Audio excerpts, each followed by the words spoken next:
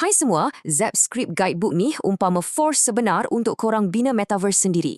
Map editor biasa tu baru latihan asas. Jom mulakan pengembaraan koding epic korang sekarang. Tengok ni, Zap Script bagi korang kuasa buat UI sendiri, tukar sprite, malah jadi gaib tau. Okey, sekarang tiba masanya untuk korang betul-betul kuasai kuasa koding yang sangat gempak ni. Rasanya, korang boleh cipta apps metaverse guna JavaScript dan TypeScript. Memang game changer habis. Panduan ni padat dengan tips coding untuk kedua-dua bahasa, siap ada manual deployment lagi. Takat bina bilik tu biasa. Cuba buat games, kalender atau apps utility korang sendiri.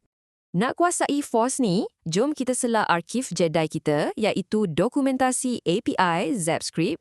Ada 4 skrip teras dalam asas suci ni. App, map, player dan widget. Mulakan latihan padawan korang dengan tutorial ni. Buat kesan stun 2 saat memang confirm shock.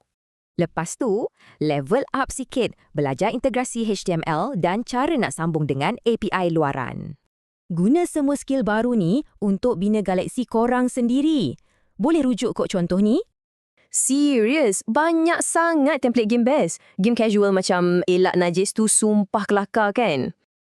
Korang juga boleh tambah blueprint utility macam app pemasar dan bar CC untuk lengkapkan dunia korang.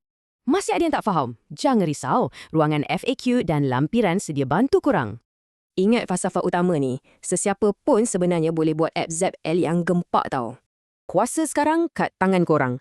Agak-agak, macam mana rupa galaksi korang nanti? Jom mula sekarang.